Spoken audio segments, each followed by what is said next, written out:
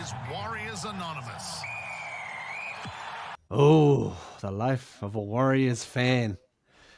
Boys, I know not all of us managed to make it through the entire match. In fact, did anyone make it through the entire match? Put your hand up if you saw the whole thing. Oh, well done, Isaac. Well done. I'm all right, I'll die, man. Not like you fellas.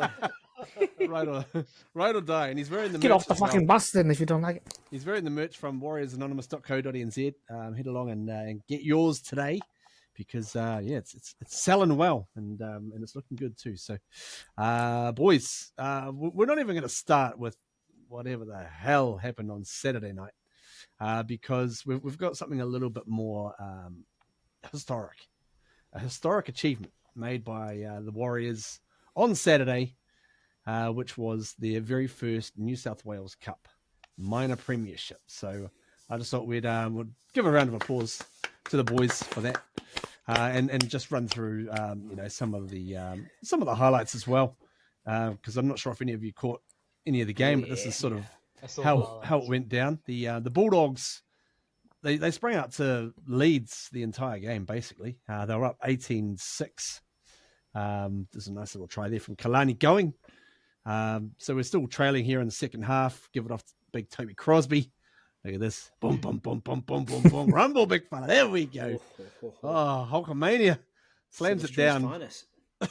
That's right. Indeed. And you'll notice the score. We're still trailing here in the final quarter. We're down 30-22. We headed out to the left-hand side. We can give it off to this guy, Siok Gali. A lot of chat around him in recent times about how he's been playing. He's been playing without injuries, so that's been good. And this was with about 8 minutes to go. Bow! There you go. Cuts inside, and then zoom. Let it ball. Zoom. There we go. That was how history was made, really. The boys, Richie Morgan and the Warrior Nation crew were over there as well, watching the game. So credit to them for possibly getting the boys across the line, to be fair, because it was a tough old game. But a big day, I guess, in terms of the club history.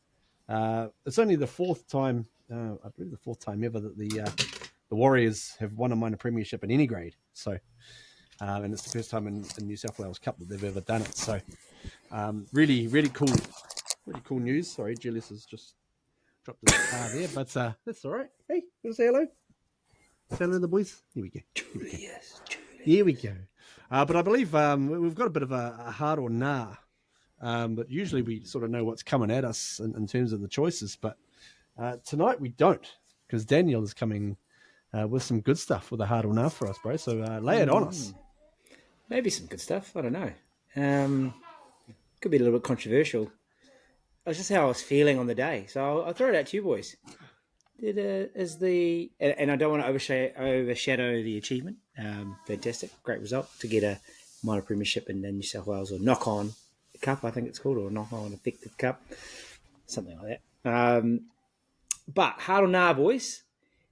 Warriors this weekend guilty of prioritising cup over first grade.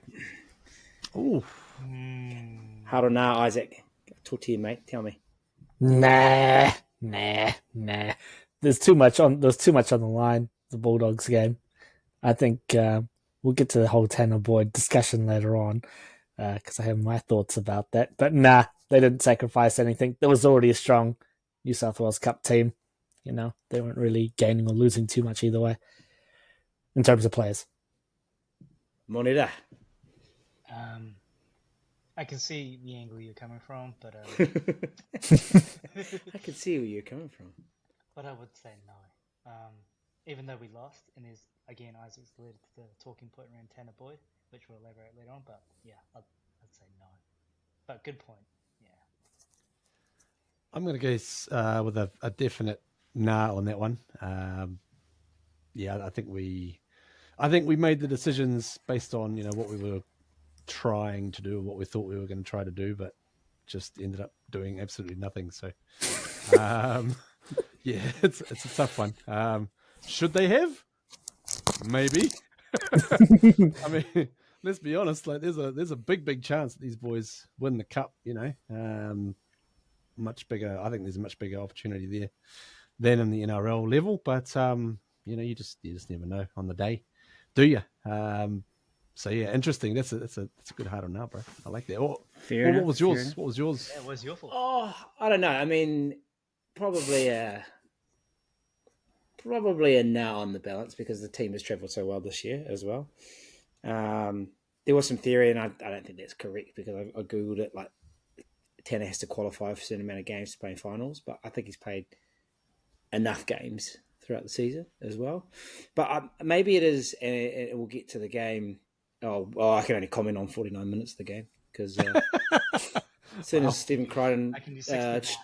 strolled through untouched, I got up and went, well, you ain't going to fucking tackle. I ain't going to fucking watch this. And I got out of there. But he just got maybe there's just something about maybe the fact we just didn't think about conditions and having plan B and I know you don't want to disrupt the team, chop and change. They would have obviously gone with Tamati, and it sounds like he had impressed throughout the week, and he's been playing really, really, really well. But I just think horses for courses and situational stuff as well, forecast. Like, you think about the elite professional sports, NFL, that sort of stuff. Baseball, they bring a pitcher to pitch to one guy for one ball because they know the stats and the situation, and bang, and then he's off. I'm not saying NRL needs to get to that level, but I was very disappointed with the coaching this week. Just didn't set up a team to play well in those conditions. If anything, had the worst kicking capability we've ever had in a game of the whole season, and the game where you most need to kick. Just to give yourself a chance. So yeah, hence my little bit of, well, maybe they were just trying to prioritise or do something here as well. But rant half over. Do we need to perhaps explore the option of Aaron Clark kicking more? I don't know. I didn't see it, but I heard he put the best bomb up all night. It was a good one. Yeah, it was very good. I was like, oh shit, he knew what he was doing. It wasn't like someone just having a hack. He's just tapping back into the old skill set he used to have as a halfback. So yeah, something to look at. One thing that was good on Saturday night, got to say, in the same conditions, it was absolutely hosing down out there. But the NRLW team had a big win, biggest win in club history, 34 points to 6 over the Bulldogs. And I thought, man, these guys are playing some awesome football. There was a couple of great plays, some real good hustle. This is in the wet. Look at this for a chase. Like they run through and then boom, look at their face. Taps it down around the around the fullback just to embarrass them a little bit.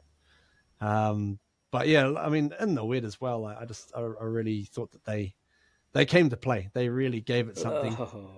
Oh. Yes, indeed. So it was one of those ones where it kind of started to get a little bit of false hope, I guess, heading into the NRL game, I suppose. But it wasn't to be. Boys, actually, before we even get into the Tanner Boyd situation, I guess, I just got to run through one thing that I was filthy on myself last week that we missed. Because I don't know, we were talking about a few things, but I completely forgot to mention the fact that Ed Kosi is gone at the end of the season. He's finishing up and he's heading over to the Bunnies. So I just wanted to just talk a little bit about him and see what your thoughts on his, how he'll be remembered as a Warriors player. We'll start with you, Isaac. What do you reckon, man? How will Big Ed be remembered? Unfulfilled potential, I think. My thoughts on him were his career trajectory might go along the lines of Manu Vatuvai, where he comes out, he's not bringing the house down, has a bit of a cock up of a game, one game that would define him, that he either bounces back from or he sort of lets get to him. I think we all know the game that we're talking about with Manu against Parramatta, but he bounced back majorly from that. And I thought Ed Kosi might take that route where he bounced back and just really kick on. And he never really did that. And we're always hoping every week, admittedly I bagged him for being in the team, but I really wanted him to do well. And he just never came through. So it's just a real shame. Yeah, real shame. A guy who who started to really excel, I think, at cup level, and then just couldn't translate that to the top grade, which is a shame because he's got a lot going from him. He's got good size and some good skills in that. I saw him a couple of weeks ago putting in a couple of bloody chip kicks for tries, which was a bit of a surprise. But yeah, that's all the best to Eddie, I guess, as he goes to the bunnies to see how they go over there. But we've also had in recent times, just very recently, reports about Mare Martin re-signing for next year. So did that maybe come as a little bit of a surprise for you, Daniel? Slightly, because the word on the street was he was going to the UK, so a lot of chat about that. But yeah, I don't mind it. Like I like what Tamati brings, but do I like it in a different role? I mean, I think he's just flourished in that utility role all season as well. Yes, it's obviously we're down on troops, and decisions were made to start him, and I supported that if for the right conditions. We'll get into that later, but yeah, I think he's a quality player. I think it sounds like he's good to have within the four walls of the Warriors as well. There's talk about some more leadership credentials as well, especially when it is his ability to communicate externally out of the club as well. So there's a lot of, and he's a pretty down to earth guy as well. So yeah, I like that appointment. So long as it's not blocking a pathway or filling a spot that's not, not going to be utilised. But I think he's shown his Bailey Sirenen utility value. Zero. Bailey Scissor. Oh boy. Yeah, he's kind of a good guy to have around, I guess. Just while fishing trips, go hunting, with the lads. It works on both Diving. sides, right?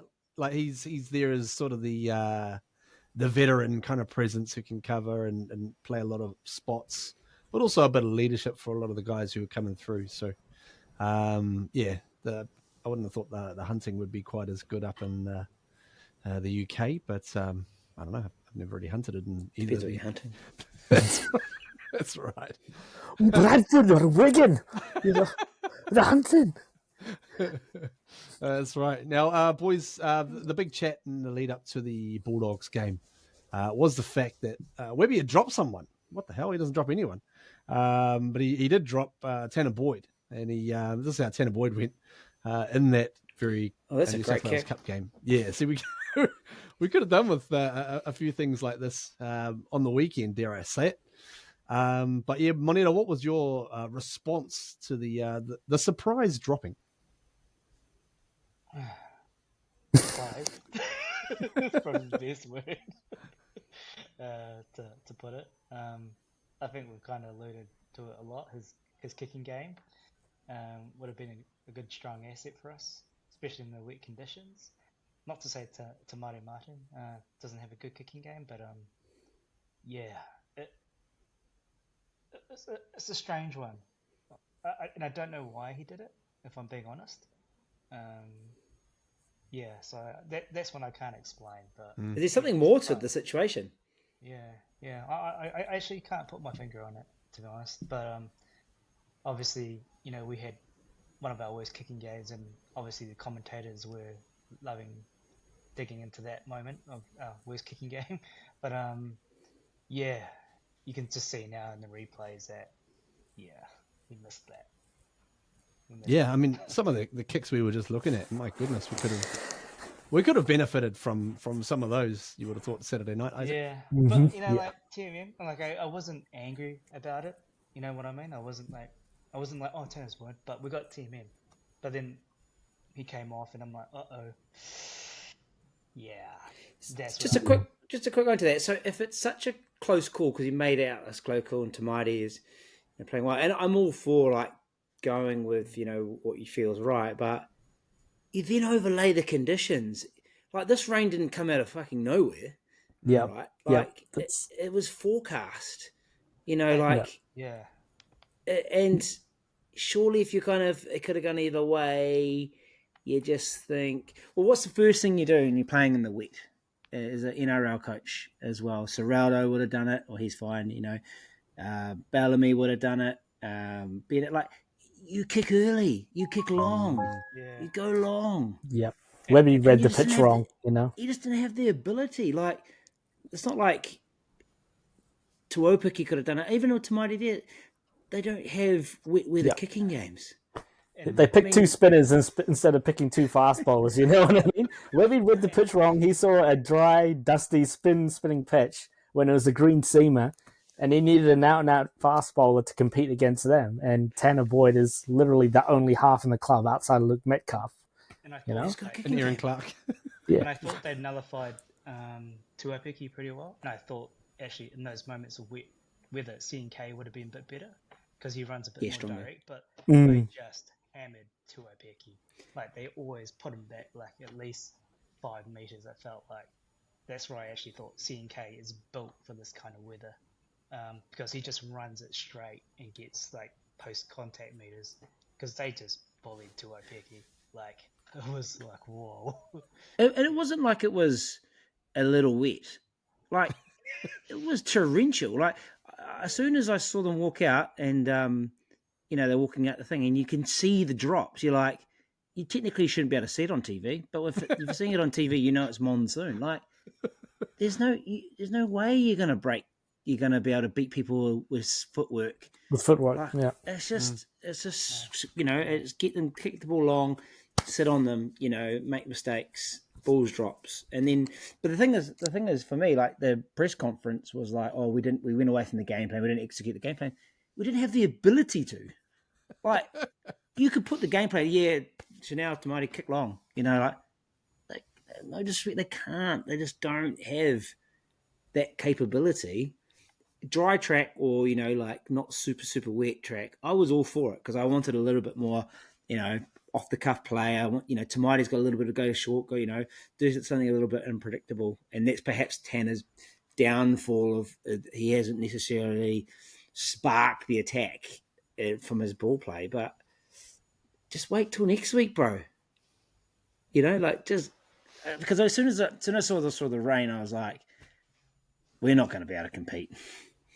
Like, we're just going to get... And then Burden picks the ball up from an offload and nails a 70-metre 40-20, and you go... I mean, it was a dominant set. Like, we're on top of them. Yeah, tackle 4, bang. Yeah. And you think, there's no chance we could do that. That was, that's definitely up there with one of the best kicks I have ever seen. And you're right about that rain. It was like... It's like in the movies, and they have those scenes in the rain, and it's like overboard. Like, it's not just like normal rainy day. It's like you can actually tell there's someone on the back with a freaking hose going. Psh. So there's R&B videos, right? With the guys. Yeah, that's it. Yeah. It's an Usher video. Where's Genuine on the wing? Or Usher just working from fullback. Yeah. Doing some breakdancing down the bloody touchline. And then... And for the 49 minutes that I watched, I just felt... I actually don't blame the guys, I think the coaches got it wrong. Like, yeah. They got it super wrong. They put Harris Tavita and TMM in a pretty difficult position, which made it even worse when TMM got injured. And you're right, both of them don't have long kicking games. No one in that 17 has a long kick on them. That's why I thought they might play a different way. I thought they might go away from the long kicking game, which is why they dropped Tanner, and try to play a little bit more of an expansive game, even in the wet. I thought they might, just try lots of angle runners, lots of set plays, and sort of not shelve the kicking game, but it's just sort of there. But for them to fight fire with fire, or try fight fire with fire in that game without the right artillery, was just a massive cock up on the coaching side of things. I mean, you can't blame the players for getting put into the 17. You can only really blame Webby for it, as much as we love him. And he just really fucked that one up. Tanner Boyd is... Yeah, he's your like for like. He's not a Burton, but he's as close to Burton as we have. And that's exactly what happened from the get-go. Burton just long kick on the third, on the fourth, and just set the tone for the rest of the game. Yeah, And we tried to catch up, and we couldn't catch up. And not only that, then Galvin's short kicking game kind of just dinked it over the top, put it in there. When we try to do it, what do? We find fucking legs. Feet. Yeah. Look, I guess we used to do it back at St. Bridget's. I put a little grubber in for Jed would put a grubber in for me. It never came off anyone's foot. roll, bounce, catch over. But even then it's like, and the other thing that grinded my goats is like, Chanel, man, like you don't have 15 seconds to kick the fucking ball. You've got to get the ball and kick. You're just a sitting duck, charge downs, and so yeah. I mean, and going back to again the meters, we're not in those conditions. You're not going to make, 30. You're going to make 30, 40 meters max in your 4 or 5 tackles. You're not going to have 60-meter sets. Your halves aren't going to be kicking in their half. They're going to be kicking in your own half. So if you can, that's why you need that extra length in your kicking game as well. And then I think against the Dolphins, what I really loved is we went 2 or 3 passes off the ruck early on, but you can't do that in these conditions. Those conditions are so bad. So we were just getting monster today. We were just getting smoked. So that's why I had enough at 49 minutes. I was like, I'm out. We just had no. We seem to have like you mentioned about players running angles or at least trying something to stress the defense, and we caused them zero stress. They were like sitting there just going, "Man, this is easy." Arguably, the one player that could maneuver in those conditions, RTS, was nullified just playing out on the wing and just on the kick return. They probably could have incorporated him on the switchback on the inside with his footwork, because there was a couple of times where he almost poked his nose through, and he got a sort of advantage sort of play going on when the play of the ball, like he fell forward. He's the only player in those conditions that can really work his magic. But they didn't utilize him. I mean, really, he was just a hit-up merchant off the long kicks. He was on a hiding to nothing. I'm going to actually put out a question there. Don't get me wrong. I'm also one of those in the camp of, firmly behind Webby and trusting in, what he's going to do. He's going to get things wrong like he's done probably for the past 2 weeks, I would put it. But I would wonder if it may be a time in the off season for a change in the coaching ranks, given how our attack is faltered, especially recently. Moneta, bro, what was your thoughts on maybe one of the assistants, maybe a Stacey or someone like that to be, just to try some fresh ideas or something? I'm actually, I don't know, I'm probably 50-50 on that. I think a lot of our, attack at the moment, it's not looking good, but we have had a few key injuries, I think. We've had Barnett, our kind of power horse up front. And then we obviously missed Metcalf before that hand, and Egan, another key player. But I guess to your point, we have to be kind of adaptable to situations, and that's the wet conditions. And to your point, we haven't been able to crack that wet condition in terms of how we play. Remember we were talking about we should get the roof over Go Media Stadium so we don't have to play in the wet. I stand by that. So maybe it's there must be how do we adapt to different conditions? Because I think the way we play is probably best suited to dry, but it's not always going to be dry. So there could be merit in that. So I'm still 50-50 about it, but I see the rationale. I think we have to nut out how we can play in wet conditions because it's obviously our Achilles heel. It definitely is an Achilles heel for us.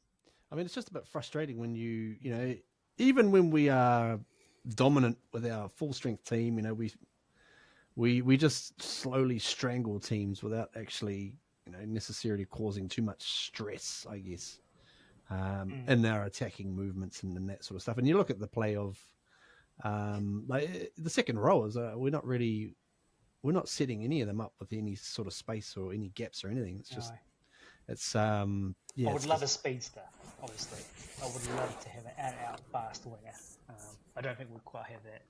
We don't have any speedsters in our team. We need this one back. Going for CLUNKERS to be in. Well, he's playing pretty well. I think also as well in terms of our attack, it just goes to show how important Luke Metcalf actually was for the Warriors and how good he was actually playing, because so many points were generated off his play. You know, whether it was just his scything runs or taking the line on, he created just as much as he scored. And when you took him out of the equation, we lost a hell of a lot of points that came along with him. And we just haven't been able to find a strategy to work with the players that we've got to sort of create points.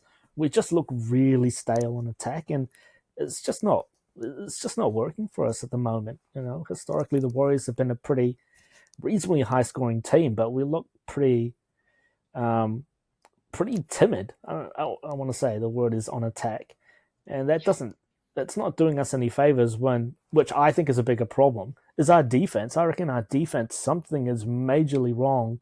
The amount of times those Bulldogs players stood up in a tackle, got an offload, fell on their front. We're not stopping players in their tracks. So it's hard to score points when you're not defending well. Yeah, that's a very good call. Yeah, it's been like that for the past month as well. Like, our defense has been pretty fucking average, man. Yeah, absolutely. I worry as well about I don't know if it's our big game mentality, because anytime now we have some sort of a match which has any kind of an occasion feel to it, some kind of a build up, or like a big crowd or whatever, I suddenly think, oh shit, we might sort of just shrink a little bit in our boots. But it worries me. But yeah, one thing we also have been struggling to overcome, I guess for 30 odd years, has been the referees. So let's have some fun and talk about some of the refereeing decisions. Obviously, there was the Stephen Crichton, the old push from Fish, where I thought he gamed him absolutely perfectly. Crichton, he's the new Cam Smith, and putting it out there. Look at how he, look at the work he does here. He gives him a facial, and then he gets up, and then how he just falls back, just so nicely. Yeah, I thought that was. That was one of those calls. One thing that really made me ropeable was the Shepherd call. These fellas from the sideline commentary, man, they got involved as well and got really annoyed at the Dimitri Vaimaunga Head high. Yeah. He got hit in the face. A couple of guys knocked him in the face, and yeah, it's just, I know that they were saying, he ducked, but it's like, well, the previous week, I recall Stephen Crichton getting penalised for hitting a guy who slipped almost below bloody waist height, and he still got him high. So what has changed here? What has been suddenly rewritten in the rules? Daniel, have you got any thoughts? I don't know.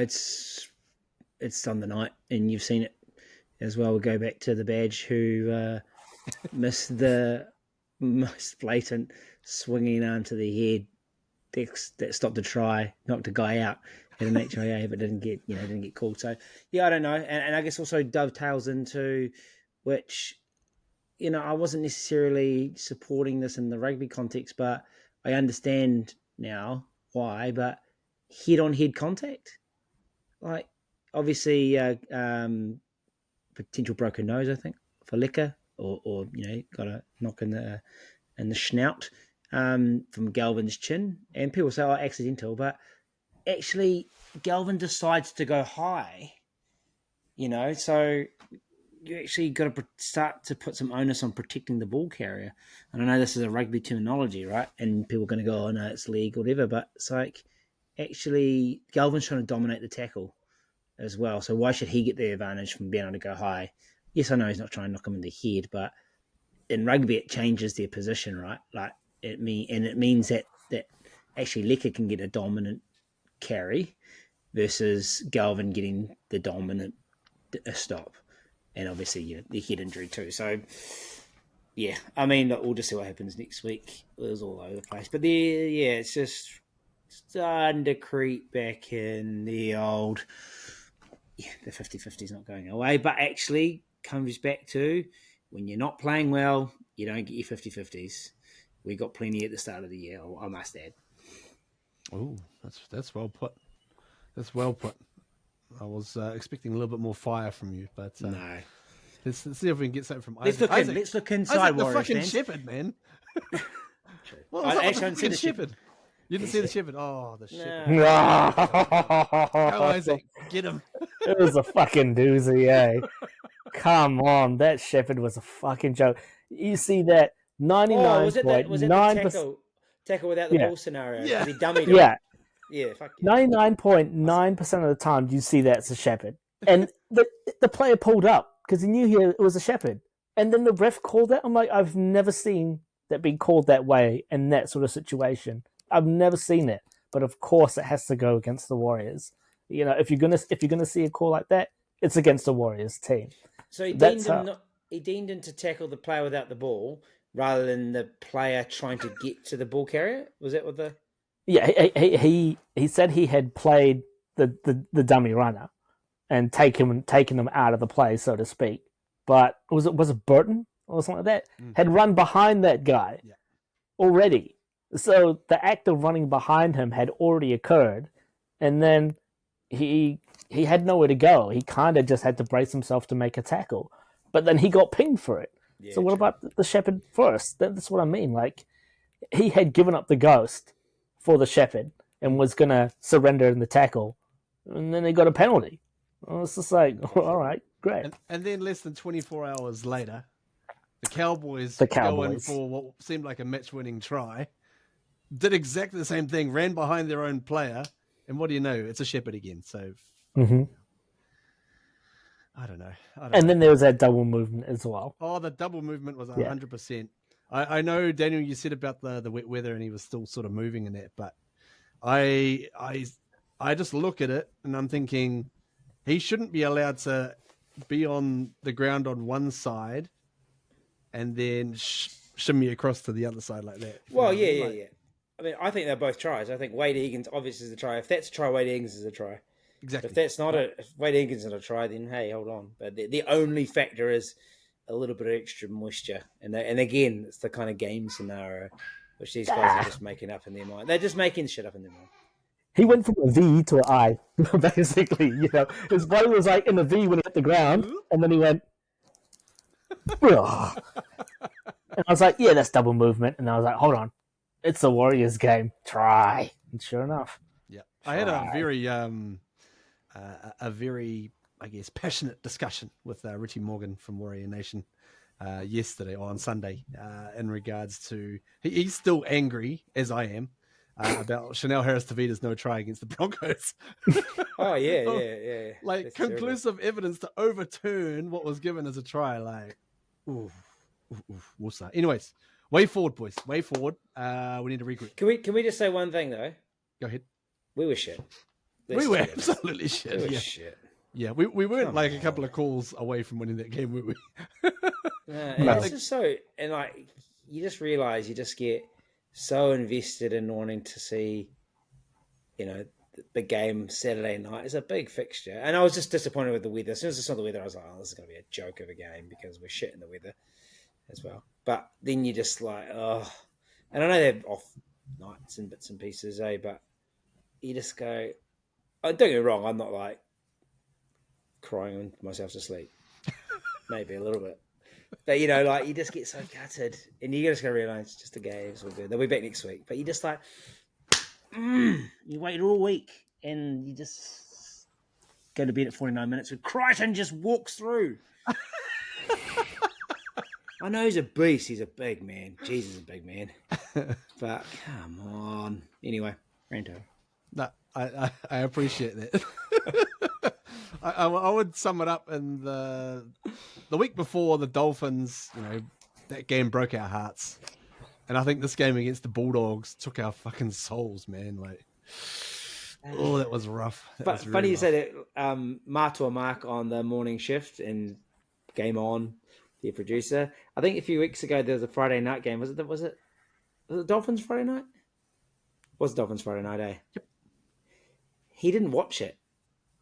He's a Mad Warriors fan because he didn't want to have disappointed. He didn't want his weekend to be disappointed, so he didn't watch the game.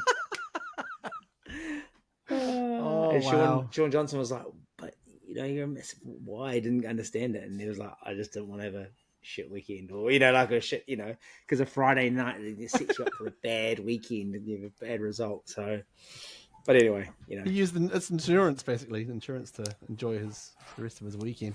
You need to get some AI generated Warriors games going, and just make up. And the ref will fuck us over too, because AI will be smart enough to go, ref fucks up the Warriors. So you're in a lose-lose situation. Too good, boys. Way forward, we are short turnaround. We need to dust it off very quickly. Game up against the Dragons back at home, 25% grazier grass and solar powered lights and whatnot. Moneta, how do we turn this around, bro? I'm not quite sure. Again, it's left me speechless. The game on Saturday. And going forward, like I tell you what, Dragons are pretty hot at the moment, aren't they? They beat the Raiders before, and they beat the Drag Queens. Yeah, they beat the Sharks, and so I'm a bit worried about the game if I'm being honest. But I would say stick to their processes, but that doesn't always seem to be working. Just the process. I think we said that last week as well. Yeah. And, we all thought we were going to win the game, and that didn't happen. we were very trusting last week. Oh, yeah, gosh. I mean, there's a few elements they have to fix, right? And I do think they should bring back Tanner Boyd, just part of the kicking game. I think that would help. They're have to. A bit of their attacking. And if it's dry, put Tua Piggy at the back. If it's wet, put CNK. What do we got? Oh, dry. Okay, Tua. Dry. Thanks, Jim Hickey. Send it to Webby and say, I think it's going to be sunny. All right, It'll just be greasy come kick-off time. Yeah. Sunny. And I'm hoping I think we'll stand a better chance in the dry conditions. But I think getting rid of the basic areas, even though that RC is strong, it's always hard to catch a ball. Yeah, fair. Isaac, do you think maybe we need to use Sam Healy a bit more on the field? That was good of excuse. Sorry. If you haven't noticed, it's fucking cold in Wellington, so yeah, it's fucking cold. Can I make a controversial call though? Drop DWZ. I've had enough of this shit. I really had enough. We love him. We love the flying mullet, but mate, he's good for one fucked up play of the ball every week. Yep. He's good for one coming in too far off the wing. He needs to go to Cup, get some confidence in a winning team, come back and play to his potential. Because at the moment, he has got no confidence at all. Gino brought that up when I saw him in the gym today. He's like, DWZ has been given his chance. Tanner Boyd's got 2. Yes. Yeah. Yes. He's had a really long leash. And when we talk about like a guy like Ed Kosi, I mean, how good could he have been if he had been given a longer leash as DWZ? Because he scored all those tries in that 2023 season, but his defense, his defense was already suspect at that time. And then we had a pretty crap year last year. Yeah, he had a few injuries. No, I support what you're saying. Putting down there, you can't put the Kosmeister, the Kosi of living in that category because we all know I love Dad, but there were just times where you just didn't want to try. I can appreciate the point though. It's more the point than hyping the man, so to speak. But drop DWZ, man. Done with Dallin. Yeah, I'm done. I'm done. I'm there too, man. I am absolutely there. Just you did right. It's like most games you can rely on. Roger will get a penalty from play the ball, and you can also rely on Dallin to fuck one up. If it's the Warriors game bingo card, it's on there. 6 again. Yeah, Jackson Ford 6 again. RTS penalty from quick play of the ball. DWZ, Yep. And maybe Murata gets injured. Yep. kick to phone feet, fucking injuries. Yeah, we need to start this up. Like, this would be actually quite funny. DWZ comes in off the wing. Bingo! I've got a line. Yeah, referees make up rules. Oh, God. Also, Fill can up I the card already. just check another rule? Like, if you deliberately kick it out on the full, and there's no chance to compete, it's a penalty. Versus if it goes out and it looks like they could have competed, but it went out on the full, it's not a penalty. Like Contestable. Yeah, it's a contestable aspect of it. I think it's just because it went too far, eh? You just, it just slipped off and... It's a funny one, though. Like, you can see... Stupid rule. Yeah.